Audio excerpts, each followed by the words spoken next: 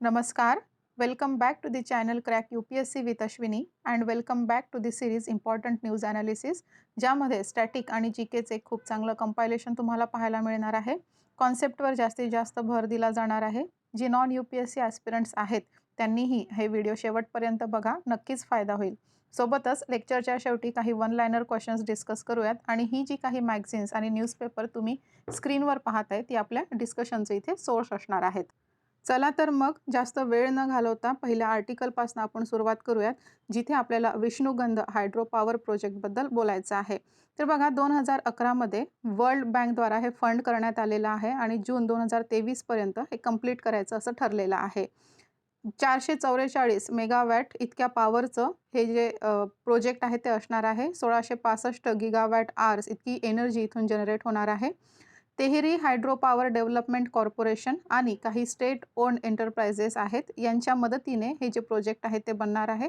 Alaknanda river जी आहे उत्तराखंडमध्ये, अलकनंदा नदीच्या काठी हे जे हायड्रो पॉवर प्रोजेक्ट आहे ते बनणार आहे.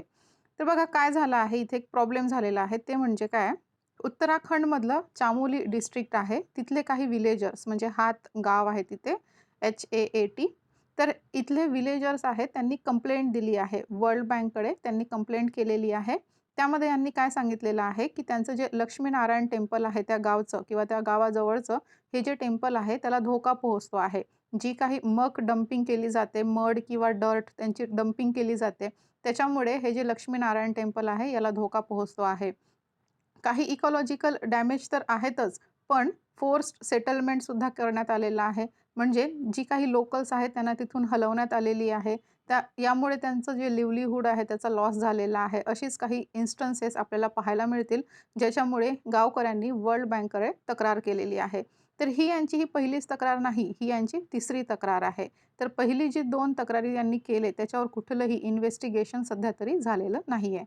त्यानंतर बघा, उत्तराखंडमध्ये जी प्रोजेक्ट्स असतात त्यांच्यामध्ये आपल्याला नेहमीच कॉन्ट्रोव्हर्सी पाहायला मिळत असते. सुप्रीम कोर्टाने आदेश दिलेला आहे की हे जे हायड्रो पॉवर इलेक्ट्रिक प्रोजेक्ट आहे त्याला रिव्ह्यू करण्यात यावं आणि सोबतच मिनिस्ट्री जी आहे, एन्व्हायरमेंट मिनिस्ट्री आणि जलशक्ती मिनिस्ट्री, ह्या दोघांनी मिळून एक रिपोर्ट दाखल केलेला आहे की उत्तराखंडमध्ये जी प्रोजेक्ट्स 50% कंप्लीट झालेली आहेत, म्हणजे 50%पेक्षा जास्त जी कंप्लीट झालेली आहेत त्यांना सोडून इतर सगळी प्रोजेक्ट्स इथे रद्द करण्यात यावीत. ठीक आहे, म्हणजे काय, तर ऑलरेडी जी 50% कंप्लीट झाली आहेत तर त्यांना इथे रद्द नाही करायचं. जी व्हायची आहेत, जी स्टार्ट झालेली आहेत किंवा जी होणार आहेत, तर असे जे प्रोजेक्ट्स असतील त्यांना इथे रद्द करण्यात यावं असं दोघांचं, हे दोन्ही मिनिस्ट्री लक्षात ठेवा, जलशक्ती मिनिस्ट्री आणि एन्व्हायरमेंट मिनिस्ट्री. नदीचं लोकेशन जे आहे ते लक्षात ठेवा. नदीवर कशा प्रकारे प्रश्न येतो ते आपण पाहून घेऊयात. 2021 मध्ये विचारलेला प्रश्न बघा, 4 नद्यांची नावं दिली आहेत आणि ईस्टर्न घाटमधून कुठली नदी किंवा कुठल्या नद्या उगम पावतात ते विचारलेलं आहे. तर पहिला प्रश्न काय म्हणतो, ब्राह्मणी, नागलवली, सुवर्णरेखा आणि वंशधारा ह्या ज्या नद्या आहेत यांच्यापैकी कुठल्या नद्या ईस्टर्न घाटमधून उगम पावतात. तर याचं उत्तर आपल्याला 2 and 4 असं पाहता येईल. म्हणजेच कुठली, नागलवली आणि सुवर्णरेखा ह्या नद्या ईस्टर्न घाटमधून उगम पावतात. त्यानंतर नेक्स्ट आपल्याकडे आर्टिकल आहे अण्णाभाऊ साठे यांच्याबद्दलचं. तर नुकतंच रशियामध्ये आपले जे डेप्युटी चीफ मिनिस्टर आहेत महाराष्ट्राचे, कोण, देवेंद्र फडणवीस, यांनी अनावरण केलेलं आहे पुतळ्याचं, लोकशाहीर अण्णाभाऊ साठे यांच्या पुतळ्याचं रशिया येथे अनावरण केलेलं आहे. कुठे, जी ऑल रशिया स्टेट लायब्ररी आहे फॉर फॉरेन लिटरेचर, त्याच्या पुढे यांचा पुतळा जे आहे त्याचं अनावरण करण्यात आलेलं आहे. लक्षात ठेवा, all Russia state library for foreign literature. सोबतच त्यांची एक ऑइल पेंटिंगसुद्धा अनवेल करण्यात आलेली आहे. तर अण्णाभाऊ साठे हे कोण होते, यांचं मूळ नाव तुकाराम भाऊराव साठे असं आपल्याला पाहायला मिळेल. जे सातारा डिस्ट्रिक्ट आहे महाराष्ट्रातलं, त्यातील वटेगाव जे गाव आहे तिथे यांचा जन्म झाला होता 1 ऑगस्ट 1920 रोजी आणि एका दलित कुटुंबात त्यांचा जन्म झाला होता. त्यानंतर यांना अण्णाभाऊ साठे हे नाव मिळालं होतं, म्हणजे लोकांद्वारे हे नाव देण्यात आलं होतं. 1934 मध्ये जी लाल बावटा मिल वर्कर्स युनियनची स्ट्राईक झाली, तिथल्या वर्कर्सची स्ट्राईक झाली, तिथे यांनी पार्टिसिपेट केलं होतं. त्यानंतर माटुंगा लेबर कॅम्पमध्ये असताना त्यांची भेट झाली. कोणाशी भेट झाली, RB मोरे, जे की डॉक्टर बाबासाहेब आंबेडकरांचे सहकारी होते. चवदार तळ्याचं जे सत्याग्रह झालं त्याच्यामध्ये ते सहकारी होते आणि यांच्याशी मग अण्णाभाऊ साठे यांची भेट झाली होती आर.बी. मोरे यांच्याशी आणि त्यानंतर त्यांनी मग लेबर स्टडी सर्कल जॉइन केलं होतं. ते दलित असल्यामुळे, दलित कुटुंबात त्यांचा जन्म झाल्यामुळे त्यांना स्कूलमध्ये त्यांना ॲडमिशन नाकारली गेली होती आणि त्यामुळेच मग ते जेव्हा हे लेबर स्टडी सर्कलच्या संपर्कात आले, तेव्हा त्यांना कळालं की शिक्षणाचं महत्त्व किती आहे आणि नंतर ते लिहिण्या वाचण्यात रस दाखवू लागले. त्यांना वाटू लागलं की आपल्यालाही लिहिता वाचता यायला हवं. मग यांचं काम आपण पाहूयात. त्यांनी सगळ्यात पहिली जी पोएम लिहिली ती होती मिनास ऑफ मॉस्किटोज. लेबर कॅम्पमध्ये असताना त्यांनी Manas of mosquitoes he poem लिहिली. त्यानंतर त्यांनी दलित युवक संघमध्ये ते गेले आणि हा एक कल्चरल ग्रुप होता आणि यामध्ये आपल्याला वर्कर्सचं प्रोटेस्ट आणि एजिटेशन यांच्याबद्दल त्यांनी पोएम लिहिलेली पाहता येतील. त्यानंतर हे प्रोग्रेसिव्ह रायटर्स असोसिएशनचे सुद्धा पार्ट बनले, ज्याचे प्रेमचंद, फैज अली फैज, मंतो, इस्मत चुगताई, राहुल संकृत्यायन, मुल्कराज आनंद ही काही मंडळी त्याची ऑलरेडी ही सदस्य होती आणि ह्याच जी प्रोग्रेसिव्ह रायटर्स असोसिएशन आहे तिचे सदस्य अण्णाभाऊ साठे पुढे बनले होते. यांनी पहिलं स्पॅनिश पोवाडा लिहिला 1939 मध्ये. त्यांच्यानंतर यांचं जे काम आहे ते थोडक्यात पाहून घेऊयात. त्यांनी काही बुक्स लिहिली आहेत, काही पोएम्स लिहिली आहेत. त्यांच्यापैकी जी फेमस झाली आहे ती म्हणजे अकलेची गोष्ट, स्टॅलिनग्राडचा पोवाडा, माझी मैना गावावर राहिली, जग बदल घालोनी घाव ही काही त्यांची पॉप्युलर पाहता येईल जे त्यांचं कार्य आहे ते. त्यानंतर जेव्हा बंगालमध्ये दुष्काळाची स्थिती आली होती तेव्हा त्यांनी बंगालची हाक ही एक त्यांचं काम महत्त्वाचं इथे राहिलेलं आहे, जे की पुढे लंडनची रॉयल थिएटर आहे तिथे सुद्धा हे प्रेझेंट करण्यात आलं होतं. त्यानंतर 1943 मध्ये अमर शेख आणि दत्ता गव्हाणकर यांच्या मदतीने लाल बावटा कलापथक त्यांनी स्थापन केलं होतं, ज्यामध्ये कास्ट ॲट्रॉसिटीज, क्लास कॉन्फ्लिक्ट आणि वर्कर्सच्या राईट्सबद्दल इथे प्रेझेंटेशन दिल्या जात असे. 1943 मध्ये त्यांनी Indian People's Theatre Association join केलं आणि पुढे ते ही जी असोसिएशन आहे तिचे नॅशनल प्रेसिडेंटसुद्धा बनले 1949 रोजी. तर यांचं रशियाशी काय कनेक्शन आहे? रशियामध्ये यांचं पुतळ्याचं अनावरण करण्यात आलेलं आहे. तर रशियाशी यांचं कनेक्शन आपण इथे थोडक्यात पाहून घेऊया. ते कम्युनिस्ट पार्टी ऑफ इंडियाचे मेंबर होते. त्यानंतर त्यांची जी काही महत्त्वाचे लेख आहेत ते रशियन लँग्वेजमध्ये सुद्धा ट्रान्सलेट करण्यात आलेली आहेत. त्यानंतर यांचं जे काम आहे ते कम्युनिस्ट रशियन लिटरेचरशी खूप मिळतं जुळतं आहे. त्यांची 6 जी नॉवेल्स आहेत त्यांच्यावर फिल्म्ससुद्धा बनलेल्या आहेत आणि जे स्टॅलिनग्राडचा पोवाडा हे जे लेख त्यांनी लिहिलेला आहे ते रशियन लँग्वेजमध्ये कन्वर्ट करण्यात आलेलं आहे. त्यानंतर त्यांनी माझा रशियाचा प्रवास हे एक ट्रॅव्हल लॉगसुद्धा लिहिलेलं आहे. म्हणजे काय, त्यांचं प्रवास वर्णन, माझा रशियाचा प्रवास हे प्रवास वर्णन त्यांनी लिहून ठेवलेलं आहे. तर हे काही आपल्याला पाहता येतील मुद्दे ज्याच्यावरून त्यांचा रशियाशी काय कनेक्शन आहे ते लक्षात येईल. तर बघा, जी रिफॉर्मर्स आहेत त्यांच्यावर कशा प्रकारे प्रश्न विचारला जातो. 4 ऑप्शन्स दिली आहेत. त्यांच्यापैकी सांगायचं आहे की सॉंग्स फ्रॉम प्रिझन हे जे आहे ते कोणाशी रिलेटेड आहे. बाळ गंगाधर टिळक, जवाहरलाल नेहरू, मोहनदास करमचंद गांधी, सरोजिनी नायडू. तर याचं उत्तर सगळ्यांना माहितीच असेल, मोहनदास करमचंद गांधी. 2021च्या UPSC परीक्षेत विचारलेला हा प्रश्न आहे. त्यानंतर आणखी एक प्रश्न पाहून घेऊयात. हू अमंग द फॉलोइंग हे जे आहेत त्यांच्यापैकी हिंदू फिमेल स्कूलशी कोण असोसिएटेड आहेत, ज्याचं नाव पुढे बेथ्यून फिमेल स्कूल असं करण्यात आलं होतं. तर याचं उत्तर आपल्याला ईश्वरचंद्र विद्यासागर पाहता येईल. त्यानंतर वळूयात नेक्स्ट आर्टिकलकडे. झोरावर टँक ही जी झोरावर टँक आहे ती आपल्या आर्मीमध्ये दाखल झालेली आहे. तर ही बघा, जी LAC आहे आपलं लाईन ऑफ ॲक्च्युअल कंट्रोल, म्हणजेच भारत आणि चीन यांच्या दरम्यानची जी सीमा आहे, अक्साई चीनचा प्रदेश, जिथे नेहमी आपल्याला फ्रिक्शन पॉईंट पाहायला मिळतो, तिथे त्याच्यासाठी ही झोरावर जी टँक आहे ती खरेदी करण्यात आलेली आहे. प्रोक्युरमेंट हिचं झालेलं आहे. तर बघा, ही जी आहे हिला स्टेट ऑफ आर्ट टँक असं म्हटलं जातं आणि प्रोजेक्ट झोरावर अंतर्गत ही झोरावर टँक ही आहे जी प्रोक्यूर करण्यात आलेली आहे. तर ही एक लाईट टँक आहे. लाईट टँक म्हणजेच काय, तर लडाख हे जे प्रांत आहे अतिशय उंचीवर आपल्याला ते पाहायला मिळेल. तर तिथे एखादी अशी लाईट टँक असायला हवी जी ते अल्टिट्यूड क्रॉस करू शकेल, त्या उंचीपर्यंत पोहोचू शकेल अशी टँक हवी आणि ही जी झोरावर टँक आहे ती अशीच लाईट टँक आहे. आणि एक याच्यातली खास जी गोष्ट ती म्हणजे इंडिजिनसली मेड आहे, म्हणजे आपल्या भारतातच ही टँक तयार झालेली आहे. तर आपण आत्ताच पाहिलं हाय ऑल्टिट्यूड एरिया म्हणजे उंचीवरती काम करू शकेल. त्यानंतर मार्जिनल टेरेन म्हणजे जो भूभाग कसाही असला तरीही ती आरामात कॅरी केली जाऊ शकेल. आयलँड टेरिटरीज असतील किंवा कशीही टेरिटरी असली तरी तिथे ही इझिली ट्रान्सपोर्टेबल आहे आणि हिचं रॅपिड डिप्लॉयमेंट करता येईल. त्यानंतर ही जी आहे त्याच्यामध्ये काही टेक्नॉलॉजीज इन्स्टॉल करण्यात आलेले आहेत, जसं की artificial intelligence, drone integration, active protection system, high degree of institutional awareness. तर ही काही टेक्नॉलॉजीज इथे इन्स्टॉल करण्यात आलेली आहे. हिचं नाव जे आहे ते जोरावर सिंग काहलुरिया यांच्या नावावरून ठेवण्यात आलेलं आहे, जे की गुलाब सिंगचे जनरल होते, मिलिटरी जनरल होते. तर हे गुलाब सिंग कोण होते? ते एक डोगरा किंग होते. तर हे डोगरा किंग गुलाब सिंग यांचे मिलिटरी जनरल असलेले जोरावर सिंग कल्हुरिया यांच्या नावावरून ह्या टँकचं नाव जोरावर असं ठेवण्यात आलेलं आहे. मग याच्यामध्ये मिसाईल फायरिंग कॅपॅबिलिटी आहे, काउंटर ड्रोन ॲपरेटस आहे, वॉर्निंग सिस्टीम आहे, पॉवर टू वेट रेशो इत्यादी काही याच्यामध्ये आपल्याला फीचर्स पाहता येतील. त्यानंतर बघा एक स्वाम ड्रोन सुद्धा आपल्या भारताने इंडक्ट केलेला आहे, इंट्रोड्यूस केलेला आहे. हे काय असतं, एक खूप साऱ्या छोट्या-छोट्या ड्रोन्सचा हा एक ग्रुप असतो. तर हे आपल्याला जास्तीत जास्त म्हणजे यांची जी एफिशियन्सी आहे ती आपल्याला कधी कळाली, अर्मेनिया, अझरबैजान, सिरिया इथे जी स्ट्राईक्स झाली, सोबतच सौदी अरेबियाच्या ऑइल फील्ड्समध्ये ज्या स्ट्राईक्स झाल्यात आणि युक्रेन रशियाचं जे वॉर झालं त्याच्यामध्येही यांचा खूप चांगला उपयोग करण्यात आलेला आहे आणि याच्यावरूनच याची जी उपयुक्तता आहे ती हायलाईट झाली आहे आणि त्यामुळे एक चांगल्या कम्युनिकेशनसाठी ही जी ड्रोन्स आहेत ती आपल्या भारताने इंडक्ट केली आहेत. त्यानंतर नेक्स्ट आर्टिकल पाहूयात, ॲनिमिया. ही आपल्या भारताची एक मिस्ट्रीच म्हणता येईल, कारण ॲनिमियावर आपण किती दिवसांपासून लढा देतोय, पण आपल्या भारतातून ॲनिमिया जो आहे तो कमी होत नाही आहे, इथून जात नाही आहे.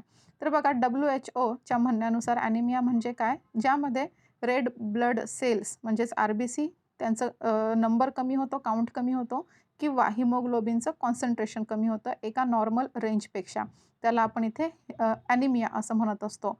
तर भारतामध्ये अर्ध्यापेक्षा जास्त स्त्रिया आणि अर्ध्यापेक्षा जास्त जी चिल्ड्रेन आहेत ती ॲनिमिक आपल्याला पाहता येतील. जे नॅशनल फॅमिली हेल्थ सर्व्हे 5 आहे 2019-21चं, त्याच्यामध्ये तर रेट वाढलेला आपल्याला दिसतोय. म्हणजे काय, ॲनिमिकची कंडिशन होती विमेनमध्ये 53% होती, जी आता 57% झालेली आहे. चिल्ड्रनमध्ये 58% होती, ती वाढून 67% इतकी झालेली आहे. मग याच्यासाठी काय कॉजेस आहेत, तर पहिलं आणि महत्त्वाचं म्हणजे काय, आपण जो डाएट घेतो तो आहे ग्रेन फोकस्ड डाएट. म्हणजे त्यामध्ये आपण फक्त आणि फक्त गहू आणि भात यावरच फोकस करत असतो. तर जी आयर्न रिच फूड आहे त्यांच्याकडे आपण दुर्लक्ष करत असतो. त्यामध्ये meat, fish, eggs, dark green leafy vegetables आणि काही जी कोअर्स ग्रेन्स आहेत, म्हणजेच काय ज्वारी, बाजरी, नाचणी वगैरे हे काही ग्रेन्स आहेत ज्यामध्ये आयर्न खूप जास्त प्रमाणात असतं. त्याकडे आपण दुर्लक्ष करून फक्त जी राईस आणि गहू यांच्यावरच आपण फोकस करतो. तर हे एक महत्त्वाचं कारण आहे, कारण आपलं जे आहार आहे, आहार बदललेला आहे, त्याच्यामुळे आपल्याला ही ॲनिमिक कंडिशन पाहायला मिळते आहे.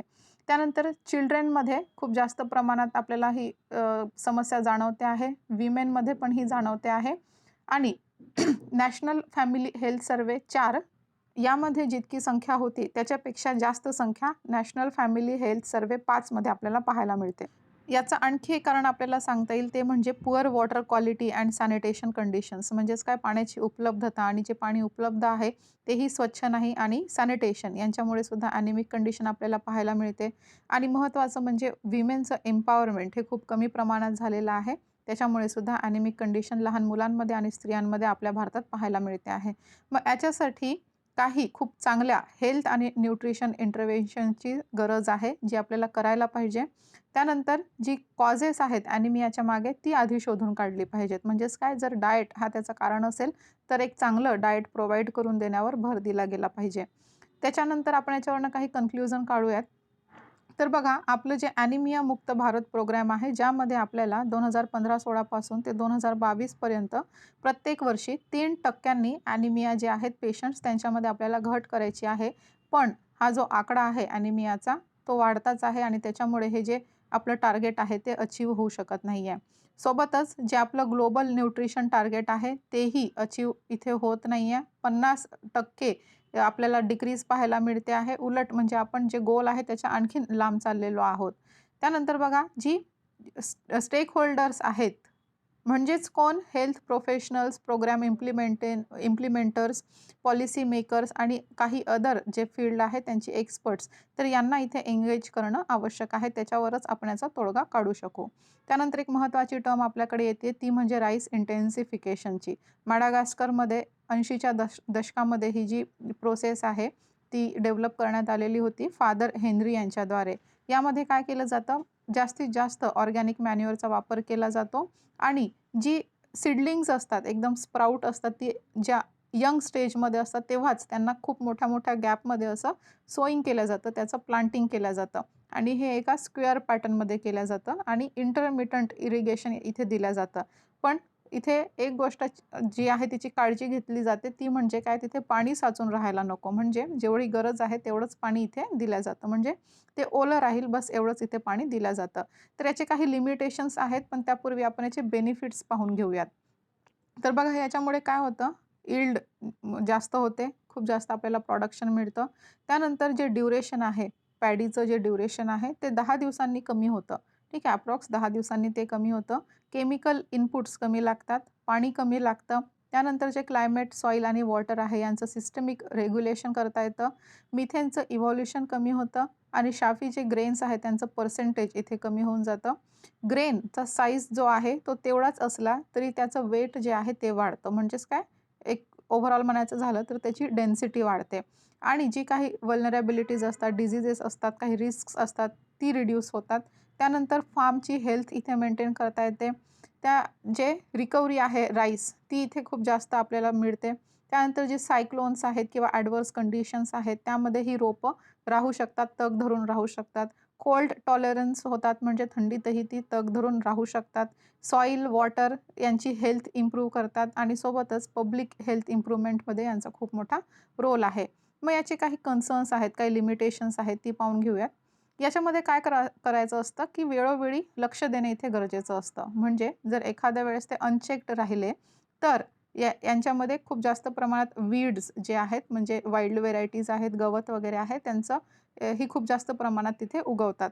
त्यानंतर पहिली काही वर्ष जी असतं ती अतिशय म्हणजे लेबर इंटेन्सिव्ह असतं. म्हणजे त्याच्यामध्ये खूप जास्त लेबरची गरज लागते. लेबर कन्झ्युमिंग काम आहे पहिली काही वर्ष. तिथे 50% जास्त जी मॅन पॉवर असते त्याची गरज लागते. त्यानंतर ही जी टेक्निक आहे ती अप्लाय करण्यासाठी नेसेसरी स्किल्सची आवश्यकता असते, जे की सगळ्यांकडे नसतं किंवा ते अक्वायर करण्यासाठी सुद्धा काही वेळ लागत असतो आणि ही टेक्निक फेल होते जर तुमच्याकडे इरिगेशनचा एक चांगला सोर्स अवेलेबल नसेल तर. इथे बघा पाहता येईल आपल्याला पिक्चरमध्ये सीडलिंग जे असतं ते असं स्क्वेअर बॉक्समध्ये प्लांट केलं जातं. त्यानंतर इथे सीडलिंगचं प्लांटेशन इथे झालेलं आहे. इथे वरून इथे जसं हे उगवलेले आहेत, स्प्राउट झालेले आहेत. छोटीशी जी एक अगदी यंगर स्टेजमधले जे आहेत सीडलिंग्स त्यांचं इथे सोइंग केलेलं आहे. त्यानंतर पाहता येईल इथे खूप मोठा स्पेस देण्यात आलेला आहे. ठीक आहे. एका वाइडर स्पेस देऊन इथे प्लांटिंग करण्यात आलेलं आहे आणि अशा प्रकारे ही टेक्निक इथे कार्य करत असते. जिथे आपल्याला जे यील्ड आहे ते खूप चांगल्या प्रमाणात मिळतं. पण याची जी लिमिटेशन्स आहेत ती लक्षात घेऊन ही टेक्निक वापरली गेली पाहिजे.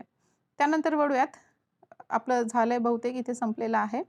तर बघा एकदा रिव्हिजन करून घेऊयात. क्विक रिव्हिजन करून घेऊयात म्हणजे जेणेकरून आपण जे काय केलेलं आहे त्याचं एक चांगलं रिव्हिजन इथे होऊन जाईल. तर सगळ्यात पहिलं आर्टिकल आपण पाहिलं होतं विष्णुगंध हायड्रो पॉवर प्रोजेक्टचं. वर्ल्ड बँकला इथल्या लोकांनी जे विलेजर्स आहेत हार्ट विलेजचे त्यांनी इथे कंप्लेंट केलेली आहे की यांचं जे लक्ष्मीनारायण टेम्पल आहे त्याला इथे धोका पोहोचतो आहे.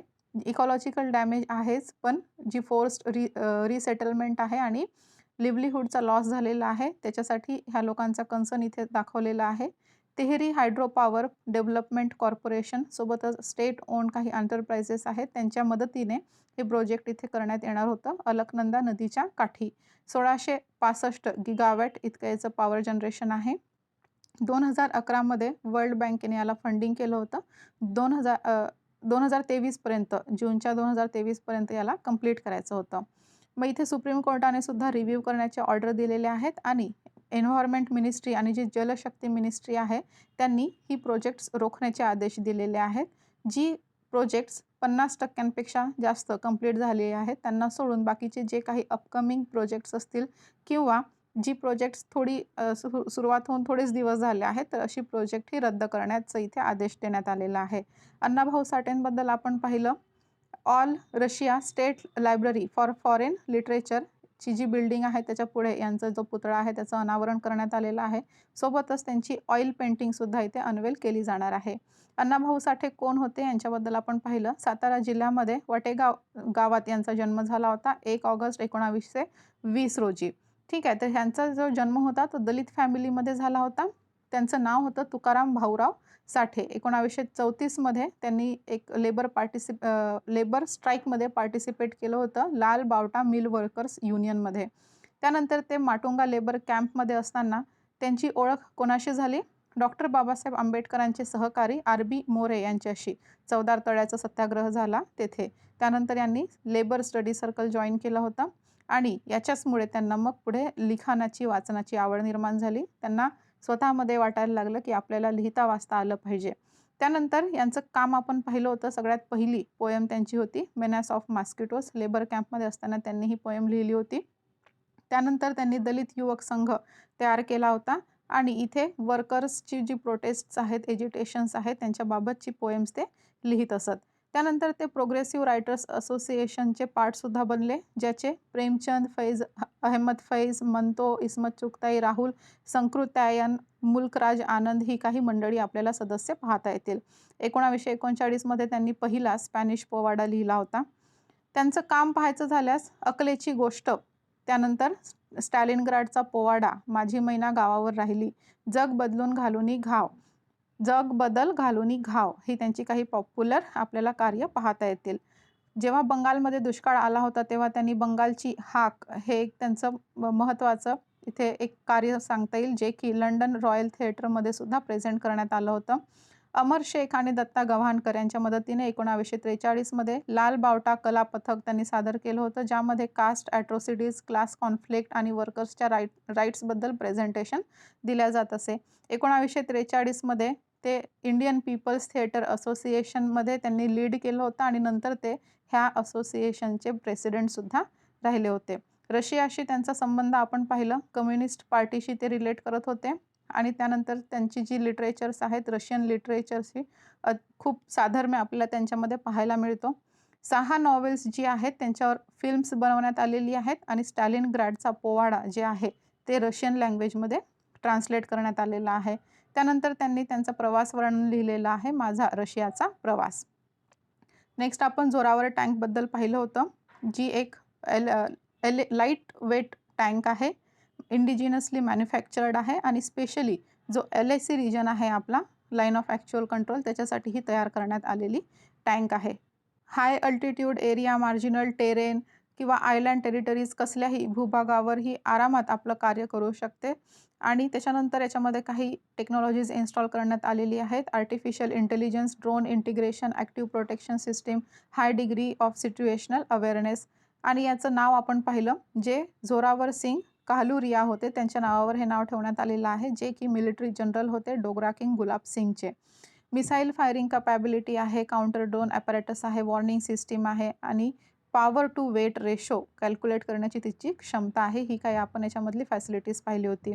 सोबतच स्वाम ड्रोनसुद्धा पाहिलं होतं, जो एक छोट्या ड्रोन्सचा ग्रुप आहे. ह्या ड्रोन्सची खासियत म्हणजे अशी सांगता येईल, की ही एकाच वेळी वेगवेगळं कार्य करू शकतात. ठीक आहे. त्याच्यामुळे यांची जी पोटेन्शियल आहे हे इथे ओळखून आपल्या भारताने यांना इंडक्ट केलेलं आहे.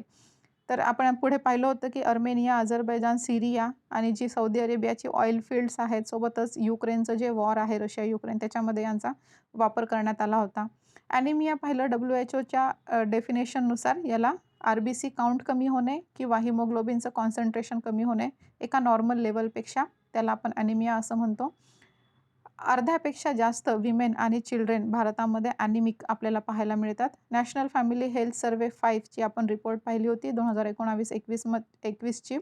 त्याच्यानुसार जो विमेनमध्ये ॲनिमियाचा रेट आहे 53 वरून 57 झालेला आहे आणि जो मुलांचा ॲनिमिया रेट आहे तो 58 वरून 67 झालेला आहे. त्यानंतर आपण कॉजेस पाहिले होते. त्याच्यातलं पहिलं आणि महत्त्वाचं म्हणजे काय, तर डाएट. त्याच्यामध्ये आपण लो कन्झम्पशन करतो आयर्न रिच फूड्सचं, ज्यामध्ये meat, fish, egg, dark green leafy vegetables असायला हवीत, त्यांचा आपण कमी प्रमाणात वापर करत असतो. त्यानंतर पुअर वॉटर क्वालिटी आणि सॅनिटेशन हे सुद्धा याचं एक कारण आहे. विमेन एम्पॉवरमेंट हे कारण इथे दिलं जातं. त्यानंतर महत्त्वाचं आहे ते हेल्थ आणि न्यूट्रिशन इंटरव्हेन्शन्स राबवणे आणि ही जी ॲनिमिक कंडिशन आहे याला देशातून घालवून लावणे. त्याच्यासाठी आपल्याला काही स्ट्रॅटेजिक स्टेप उचलण्याची गरज आहे. तर बघा, जे आपलं टार्गेट आहे ॲनिमिया मुक्त भारत, त्याच्यापासून आपण लांब आहोत. सोबतच जे ग्लोबल न्यूट्रिशन टार्गेट आहे त्याच्यापासूनही आपण लांब आहोत. काही जे स्टेक होल्डर्स आहेत त्यांना ह्या क्षेत्रामध्ये एंगेज करण्याची गरज इथे व्यक्त केली जाते. त्यानंतर आपण एक टेक्नॉलॉजी पाहिली होती राईस इंटेन्सिफिकेशन, जी मॅडागास्करमध्ये 1980च्या दरम्यान ही फादर हेनरी यांच्याद्वारे डेव्हलप करण्यात आली होती.